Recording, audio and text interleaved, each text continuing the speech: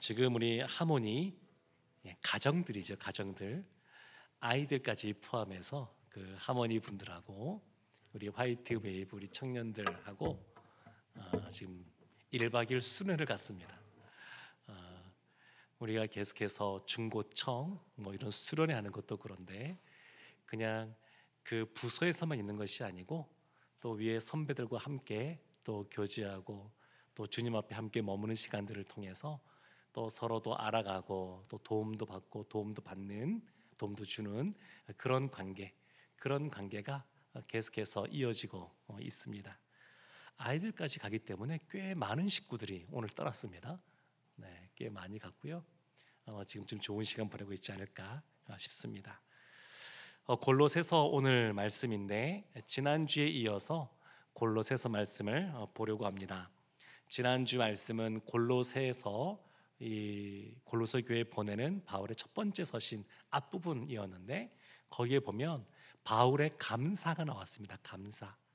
그러니까 바울이 직접 골로새에 가서 복음을 전하고 그들을 양육하지는 못했지만 그 골로새에 있는 성도님들이 에바브를 통해서 복음을 듣고 어떻게 그들이 믿음으로 반응한 것에 대해서 하나님께 감사하는 그러한 내용이 지난주에 나왔습니다. 그러니까 하나님께서 하신 일이죠. 하나님께서 골로새에서 그 성도들에게 하신 일에 대해서 앞부분에서 감사했습니다. 그리고 오늘 본문은 뭐냐면 그 감사에 이어서 간구가 나옵니다. 간구. 그러니까 하나님께서 하신 일에 대해서 감사했다 그러면 이제 하나님이 하실 일을 위해서 간구하는 기도하는 내용이 나옵니다. 우리 이번 주에 부흥회가 있었는데 참 이게 강사 목사님 교수님을 통해서 너무 좋은 말씀들을 많이 들었습니다. 그 중에 하나 기억에 남는 건 뭐냐면 우리가 하나님 앞에 나아갈 때 아주 심플하게 단순하게 네 단어만 기억하시면 된다. 그것이 또 생각이 납니다. 첫 번째는 감사합니다. 네, 감사합니다는 거죠. 하나님 감사하는 것이고 두 번째는 잘못했습니다. 하나님 앞에 나갈 때 우리의 죄를 회개하며 나가는 것이 필요하고 세 번째가 힘듭니다.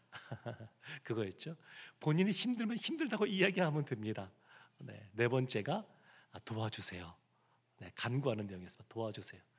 그러니까 이 네 단어만 기억하면 하나님 앞에 더 가까이 나아가고 하나님과의 친밀함이 더 회복되고 깊어지며 하나님의 은혜 가운데 거하는 삶을 살 수 있다. 이런 내용을 들었는데 사실 바울도 지금 그런 겁니다. 먼저 하나님께 감사하고 있습니다. 하나님이 하신 일에 대해서 감사하고 있습니다. 골로새 교회 성도님들이 믿음으로 첫 반응을 보인 것에 대해서 너무너무 그것을 이야기를 듣고 나서 감사하고 있습니다. 그러면서 이어서 기도하고 있는데 골로새 교인들이 복음에 대해서 반응한 다음에 그치는 것이 아니라 이후에도 지속적으로 그 복음 가운데 반응하기를 원해서 간구하고 있는 겁니다. 그러니까 골로새 교인들이 첫 복음을 듣고 거기에 반응한 것에 대해서 감사했다 그러면 이어지는 것은 그 골로새 교인들이 지속적으로 성장해 가는 것을 위해서 지금 기도하고 있는 겁니다. 그래서 오늘 9절 말씀부터 14절까지가 기도의 내용인데 기도에 대한 내용인데 근데 보면 9절은 기도의 그 내용 무엇을 기도했는가는 기도의 내용보다는 먼저 기도의 자세 어떻게 기도해야 되는가 바울이 어떻게 기도하고 있는가 기도의 자세에 대해서 먼저 알려주고 이어지는 10절 말씀부터 보게 되면 기도의 내용이 이제 나오게 됩니다. 근데 우리 말씀 보면 9절부터 14절까지 이렇게 본문을 끄니까 그렇게 긴 것 같지 않습니다만 사실 이것이 헬러 원어로 보면 한 문장으로 되어 있습니다. 한 문장. 그래서 사실 생각보다 어렵습니다. 문장이 좀 단문이어야지 좀 해석도 쉽고 이야기도 쉬운데 아주 길게 본문으로 쭉 되어 있는데 9절부터 14절까지가 한 문장으로 되어 있습니다. 그래서 사실 이것을 분해하고 구조를 파악하고 그러기가 생각보다는 좀 어렵습니다. 이게 좀 어려운 본문이에요.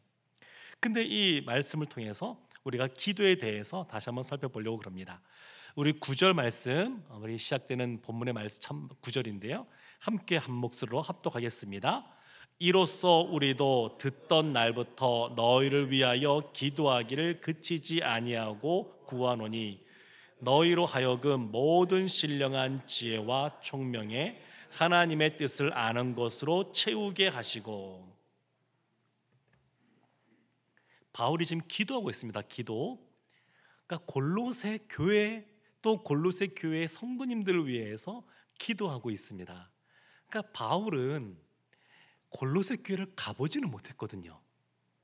본인이 세운 교회도 아니고 가보지도 못하고 소식만 들었습니다.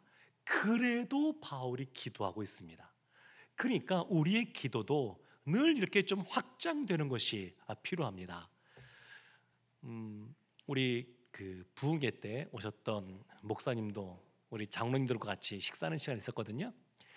그때 우리 장로님들이 어떻게 기도하면 좋은지 이렇게 몇 가지를 말씀해 주신 것이 있는데, 그 중에 하나가 뭐냐면 지경을 넓히는 거야. 그러니까 우리만 이렇게 기도하는 것이 아니라, 우리만 아는 것이 아니라 옆에 있는 이웃 교회들을 위해서도, 이 지역을 위해서도, 나라를 위해서도, 열방을 위해서도 기도하는 거예요. 우리가 삶을 살다 보게 되면 아무래도 우리 자신의 문제가 더 크게 부각이 되어지게 되고, 그러다 보면 개인의 기도에 매몰되기 쉬운데, 그 기도를 하지 말라는 게 아니라 그 기도가 너무 필요하고 중요하지만 그것과 더불어서 우리의 시야를 자꾸 넓혀야 됩니다. 야베스가 기도할 때 지경을 넓히게 해달라고 기도했던 것처럼 자꾸 지경을 넓히는 것이 필요합니다. 바울은 본인이 지금 밟았던 교회, 내 교회만 위해서 기도하는 것이 아니라 지금 하나님 나라에 있어서 함께 교회로 세워져 가고 있는 한 번도 가보지 못했던 골로새 교회를 위해서 지금 기도하고 있습니다. 그러니까 기본적으로 바울은 교회를 사랑하는 사람인데, 내가 지금 신앙생활을 하고 있는 본 교회만을 위해서 기도하는 것이 아니라 그 다른 하나님 나라에 속해 있는 모든 그러한 교회들, 연결된 교회들, 그 교회들을 위해서 기도하고 있습니다. 또 보면 이렇게 하죠. 9절 말씀 보면 우리도 듣던 날부터 너희를 위하여 기도한다. 듣던 날부터. 그러니까 바울의 기도는 즉각적인 기도입니다. 즉각적인 기도. 순종할 때 즉시 하는 것처럼 바울도 골로새 교회의 상황을 듣고 나서 골로새 교회의 이단의 가르침들이 침투하고 있다라고 하는 것을 듣고 나서 골로새 교회를 위해서 즉시 기도하기 시작했습니다. 그리고 9절 뒤에 보면, 이어진 말씀 보면 기도하기를 그치지 아니하고 구하노니, 기도하는데 즉각적으로 기도할 뿐만 아니라 지속적으로 기도하고 있습니다. 즉시 순종할 뿐만 아니라 하나님께서 그 기도에 신실하게 응답하실 때까지 지속적으로 꾸준하게 바울이 기도하고 있습니다. 또 보면 이렇게 나오죠. 9절 밑에 하반절에 너희로 하여금 모든 신령한 지혜와 총명에 하나님의 뜻을 아는 것으로 채우게 하시고, 하나님의 뜻을 아는 것으로 채우게 하시고, 이것이 다 수동태로 되어 있습니다. 그러니까 하나님이 채우신다는 겁니다. 하나님의 뜻을 아는 것으로 채우시는 분도 하나님이라고 하는 것. 그러니까 바울의 이 서신서를 보게 되면 하나님이 주체가 되어서 행하신다는 것이 아주 반복해서 드러나고 있습니다. 우리 부흥회 때도 보면 첫 시간에 그 강사 목사님이 그렇게 말씀하셨습니다. 예배는 하나님의 초청, 하나님의 부르심으로부터 시작되는 거라고, 예배를 이끌어 가시는 주체도 하나님이신 거라고, 그것이 제일 처음이었습니다. 예배는 하나님이 받으시는 것이다, 우리가 늘 생각하고 예배를 드리러 간다 이렇게 표현도 많이 씁니다만, 기본적으로 예배는 하나님이 초청하신 것이고, 하나님이 주관하시는 것이고, 하나님이 먼저 찾아오시고 먼저 은혜를 베풀어 주시고, 항상 그것이 먼저였습니다. 지금 이것도 마찬가지입니다. 하나님의 뜻을 아는 지식으로 채우시는 분도 하나님이라고 하는 것, 그것을 표현하기 위해서 수동태로 말하고 있습니다. 그럼 하나님의 뜻이 뭔가? 하나님의 뜻. 오늘도 입관 예배를 다녀왔습니다만 하나님의 뜻 가장 기본적으로는 예수 안에서의 구원입니다. 구원. 가장 처음이고 가장 중요합니다. 구원. 하나님은 우리가 이 죄로 말미암아 영원히 죽을 수밖에 없는 상황 속에서 우리를 사랑하심으로 예수 그리스도를 통해서 우리를 구원해 주었습니다. 그러니까 예수 그리스도 안에서 구원, 이게 하나님의 뜻의 첫 번째입니다. 또 어떤 것이 있을까요? 예수를 믿으면 우리가 구원받은 백성이 되죠. 근데 그것만이 아니라 이제 그것은 구원의 시작이고 구원의 과정이 있는데 그것이 성화입니다. 성화. 진리의 말씀, 진리 안에서의 성화, 거룩해져 가는 것. 그것이 하나님의 뜻입니다. 우리가 늘 어린아이처럼 머물기를 원하지 않으시고 우리가 성장하기를 원하십니다. 성숙해지기를 원하십니다. 이게 하나님의 뜻입니다. 또 어떤 것이 있을까요? 예수 그리스도 안에서의 구원과 진리의 말씀, 진리 안에서의 그런 성화와 또 하나님이 바로 모든 것을 이끌어 가시는 분이라고 하는 주권자 되심에 대해서 신뢰하는 것. 이것이 하나님의 뜻 안에 다 들어있는 겁니다. 하나님의 주권에 대한 신뢰, 이것을 포함하여서 전 인격적인 삶의 방향을 하나님의 뜻이라고 할 수 있습니다. 하나님의 뜻이란 예수 안에서의 구원과 또 진리 안에서의 그런 성화와 하나님의 주권에 대한 신뢰를 포함한 전 인격적인 삶의 방향, 이것이 하나님의 뜻이라고 말씀할 수 있습니다.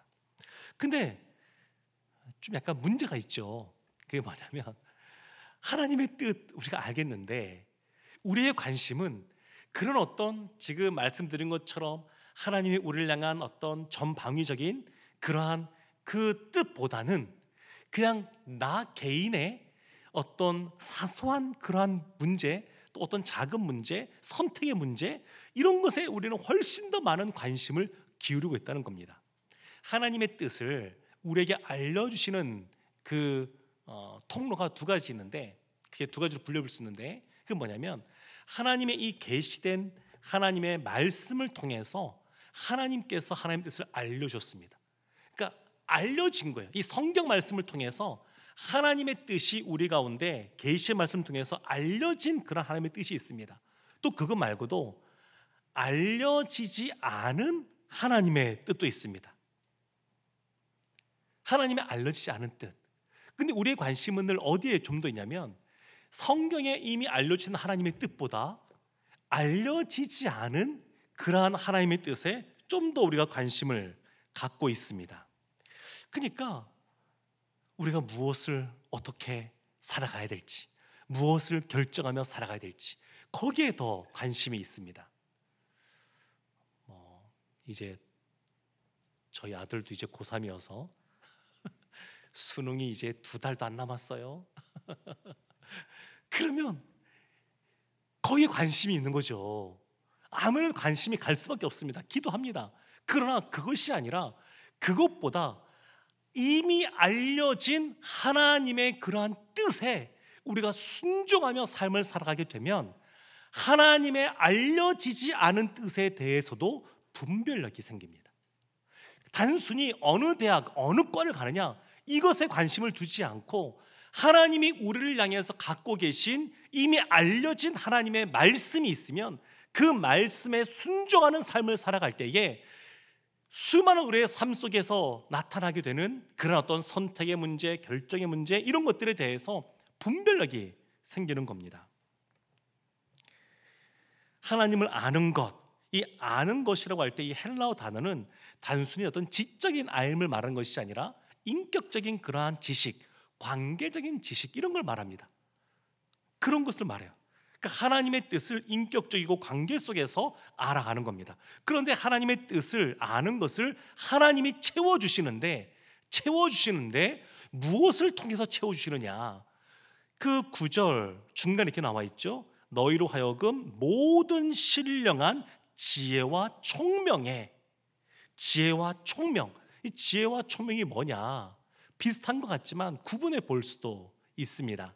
지혜라고 하는 것은 무엇이 옳은지 분별하는 능력이라고 할 수 있습니다. 솔로몬이 주님을 너무 사랑해서 하나님께서 말씀하지 않았음에도 불구하고 1000번째 예물을 하나님께 드립니다. 제사를 지내요. 그러니까 성전을 먼저 짓기 전에 그 1000번째 그 예물을 하나님께 성전을 지으면서 1000번째 예물을 하나님께 드리게 됩니다. 근데 그럴 때 하나님께서 지혜를 주셔요. 이 지혜는 사법적인 그러한 지혜인데, 이 사법적인 지혜는 무엇이 옳고 그른지를 분별하는 것이라고 할 수 있습니다. 그러니까 지혜는 기본적으로 하나님으로부터 오는 것인데 무엇이 옳고 그른지를 분별해 줍니다. 그러면 총명이 뭐냐? 무엇이 옳은지 분별이 되었으면 그 옳은 것을 실제 삶 속에서 적용하면서 살아가는 능력이라고 할 수 있습니다. 그러니까 총명한 사람은 현실에서 굉장히 잘 살아가죠.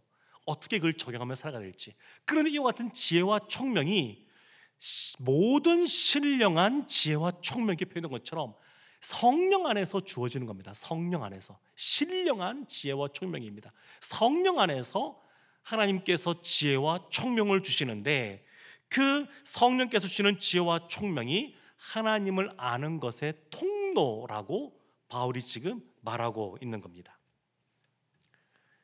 그래서 바울이 이 9절 말씀을 통해서 내가 너희들의 소식을 듣자마자 즉각적으로 기도를 시작했고 지속적으로 기도를 그치지 않고 기도하고 있으며, 기도함에 있어서 성령 안에서 지혜와 총명으로 하나님을 아는, 하나님의 뜻을 아는 지식으로 채워지는, 그것을 위해서 지금 구하고 있습니다.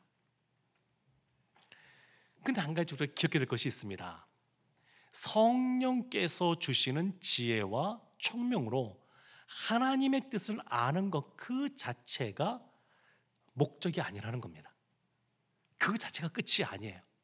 하나님의 뜻을 아는 것 그걸로 끝이 아니라, 그것은 뒤에 보면 주께 합당하게 행하여 범사에 기쁘게 하는 것이 목적이라고 말합니다. 그 10절 말씀에 나오는데 우리 10절 말씀 함께 합독하겠습니다. 주께 합당하게 행하여 범사에 기쁘시게 하고 모든 선한 일에 열매를 맺게 하시며 하나님을 아는 것에 자라게 하시고. 목적은 합당하게 주님 앞에서 행하여 범사에 기쁘시게 하는 것, 이것이 목적입니다. 하나님을 기쁘시게 하는 것. 이거는 뭐 소요리 문답 제1물에도 나오죠. 사람의 제일 되는 목적이 무엇입니까? 그때 하나님을 기뻐하고 영원롭게 하는 것이다. 그렇게 말하고 있습니다. 그러니까 여기서 행하다라고 하는 것은 걷는다, 살아낸다 그런 뜻이거든요.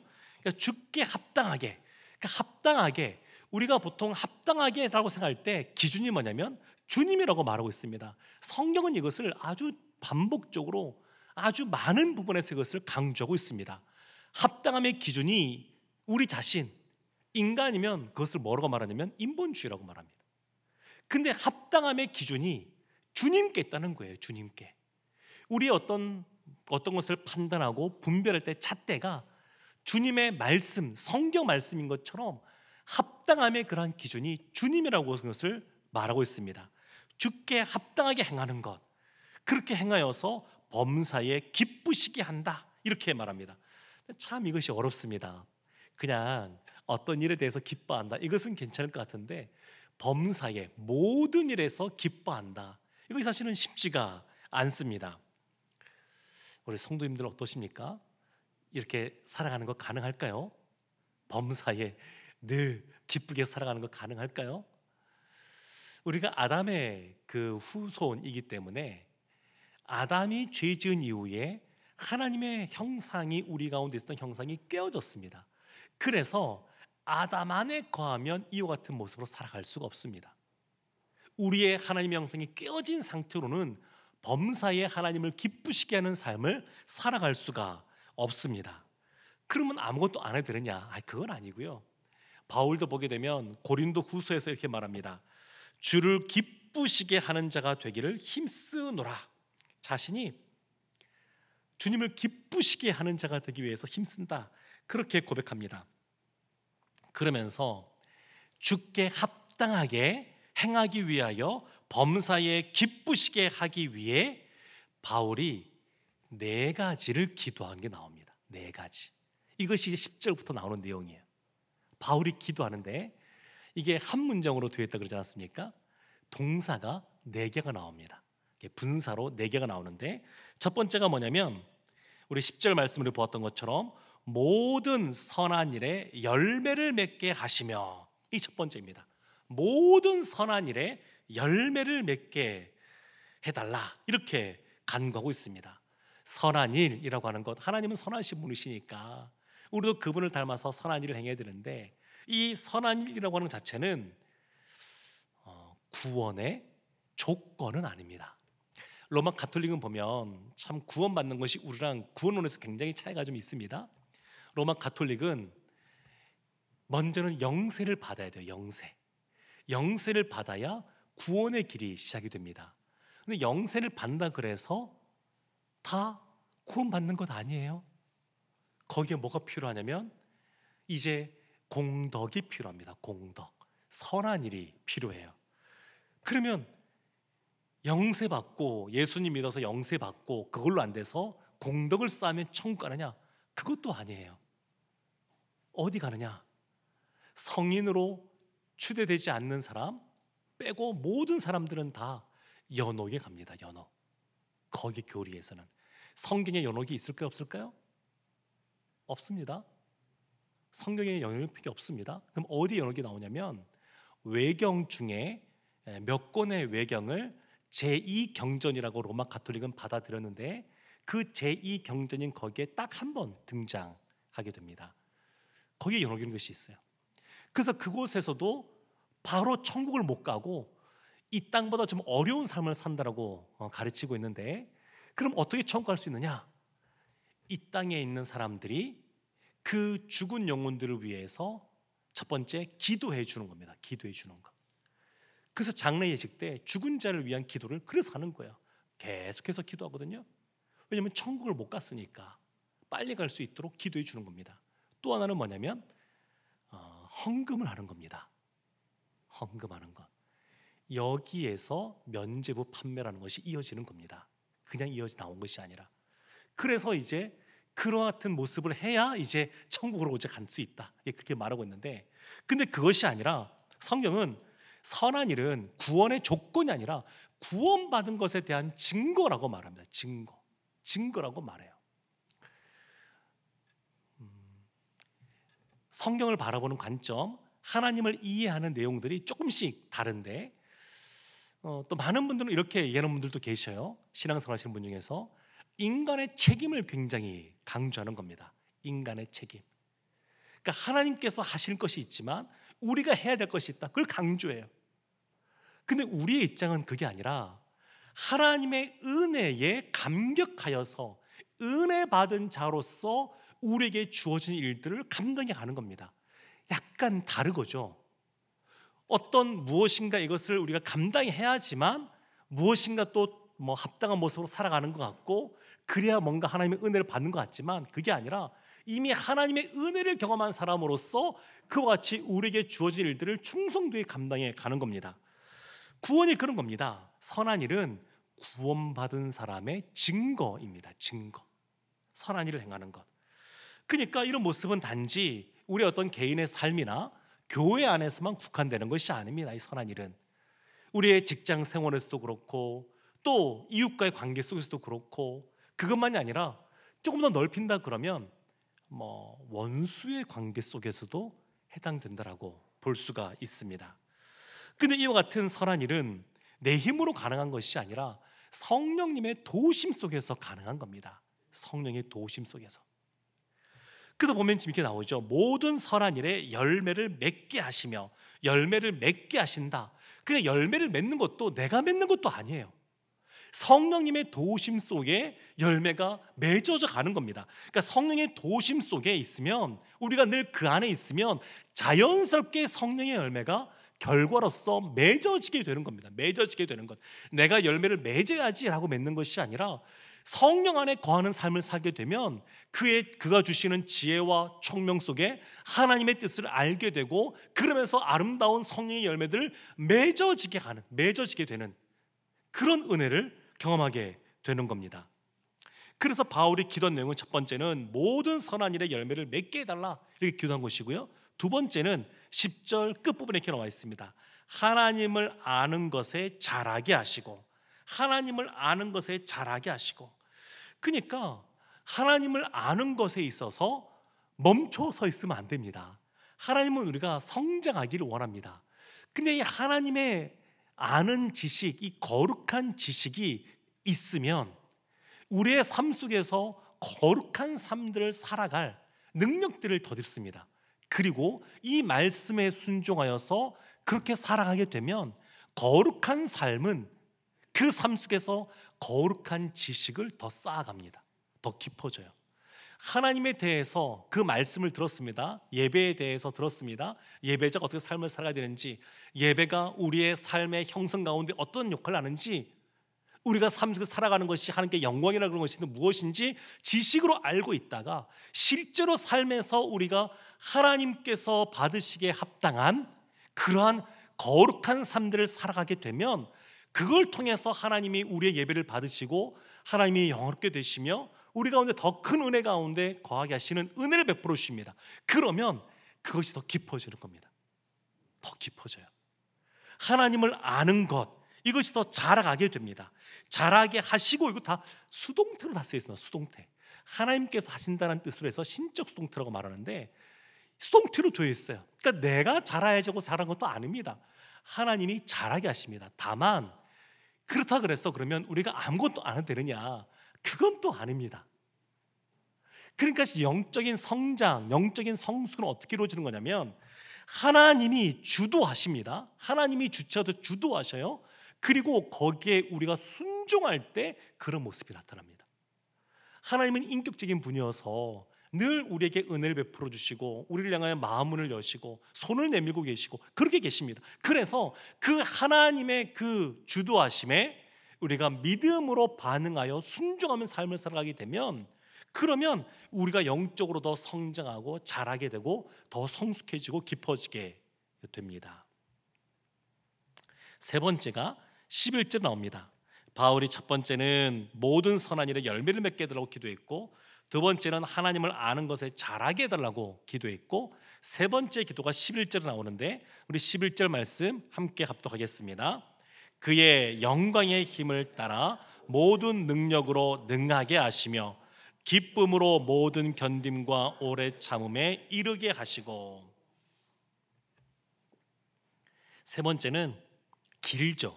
이 11절 전체인데, 그의 영광의 힘을 따라 모든 능력으로 능하게 하시고 기쁨으로 모든 견딤과 오래 참음에 이르게 하소서, 이렇게 기도했습니다. 이 문장 자체가 다 길어요. 길어서 이것도 길게 볼 수 있는데, 그의 영광, 하나님의 영광이라는 것은 뭐냐면 그의 영광의 힘을 따라 모든 능력으로 능하게 하시고 말씀하고 있잖아요. 그러니까 하나님의 영광이라고 하는 것은 실제적인 힘이라는 겁니다. 우리의 능력이 되는 거예요. 우리의 삶을 붙들어 주시고 우리를 승리하게 하는 능력이 바로 하나님의 영광이라고 말하고 있습니다. 여기서 능하게 하시며, 이것도 수동태입니다. 수동태. 그러니까 이것을 능하게 하는 것, 이것은 또 하나님께서 하시는 거예요. 그러니까 성도는 어떤 존재냐, 능한 존재라기보다는 능하게 되는 존재라고 말할 수 있습니다. 능하게 되는 존재. 할 수 있거든이 무슨 말이냐, 믿는 자에게는 능치 못함이 없느니라, 이런 말씀할 때에 그 능치 못함이 없다라고 하는 것도 성도가, 믿음 있는 성도가 모든 것을 다 할 수 있는 능력이 있는 사람이다, 이런 뜻이라기보다는 그와 같은 능력 있는 사람이 되게 된다라는 뜻을 담고 있습니다. 그러니까 성도에게 능하게 되는 거예요. 그리고 기쁨으로 모든 견딤과 오래 참음, 사실은 뭐 같은 말 같죠? 모든 견딤, 오래 참음, 이것에 대해서 어떤 한 그 신학자가 이렇게 주석을 달아놨습니다. 모든 견딤, 모든 참음은, 그분의 해석이에요, 힘든 상황을 견디게 하는 능력이다. 그분은 그렇게 보았고, 오래 참음은 힘든 사람을 견디게 하는 능력이다. 그분은 그렇게 구분을 하고 있습니다.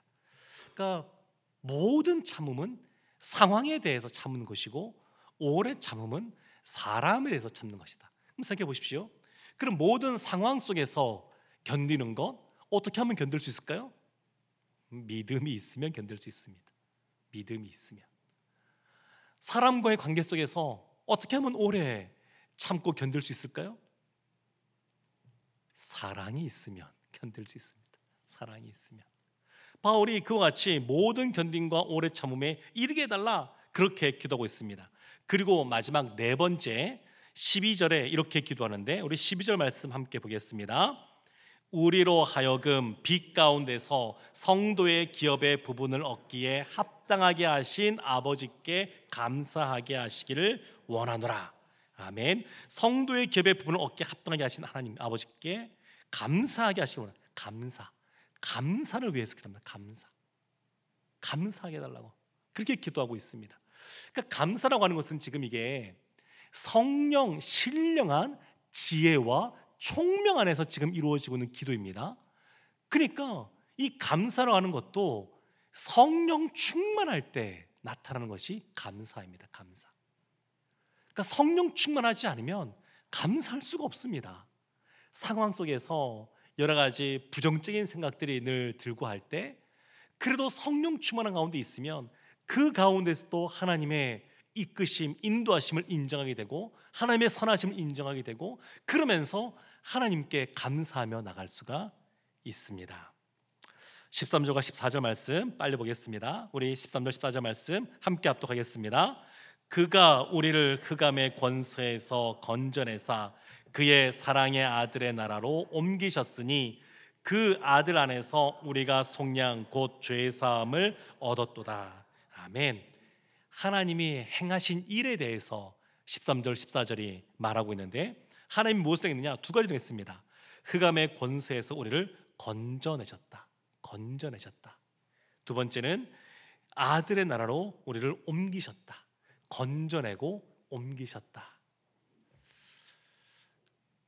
예수 그리스도의 십자가로 우리를 건져 주셨습니다. 그리고 예수의 부활로 우리를 옮겨 주셨습니다. 전 오늘도 이제 장례식을 갔다 왔습니다만, 사실은 이런 장례식에 참여하여서 집례도 합니다만, 그 시간들을 통해서 늘 그럴 때마다 이렇게 예수 그리스도의 건져 주심과 옮겨 주심에 대한 것들을 더 확신하게 되고, 거기서 더 감사와 감격도 하게 되고, 그리고 이 땅에서 같이 우리 공동체에서 함께 신앙생활했던 우리 지체들 하나님 나라에서 다시 만나게 될 그 날을 소망하게 됩니다. 그런데 하나님께서 건져내시고 옮기셨는데 무엇을 통해서 하시냐면, 12절 말씀에 아들 안에서 우리의 속량 곧 죄사함을 얻도다. 예수 그리스도 안에서 우리를 죄사함 하시기 때문에, 속량하시기 때문에 우리가 건져내어지고 옮겨지게 되었다, 이렇게 말하고 있습니다. 사랑하는 성도 여러분, 바울이 골로새 교회의 성도님들의 반응을 보면서 하나님께 감사하고 있습니다. 그리고 이어서 간구하는데, 그 간구가 모든 신령한 지혜와 청명으로 하나님 뜻을 아는 것으로 채워지는 것에 대해서 기도하고 있습니다. 그러면서 이 네 가지를 간구하고 있죠. 사랑하는 성도 여러분, 우리도 오늘 기도할 때에 하나님께 먼저 감사하기를 원합니다. 그리고 회개할 죄목이 있다 그러면 하나님께 잘못했습니다, 이렇게 회개하기를 원합니다. 더불어 또 그 하나님 앞에 우리의 힘든 것이 있으면 힘들다고 안 하기를 원합니다. 그리고 무엇보다 하나님 앞에 도와달라고 간구의 기도를 하길 원합니다. 바울이 감사 다음에 즉각적으로 지속적으로 또 간구하는 모습을 가졌던 것처럼, 우리도 이 시간 그렇게 간구하며 나아가면 바울의 기도를 들어주신 하나님께서 우리의 기도에도 신실하게 응답하실 줄로 믿습니다. 하나님의 은혜 역사하심을 경험하는 이 밤 되기를 주님의 이름으로 축원합니다. 아멘.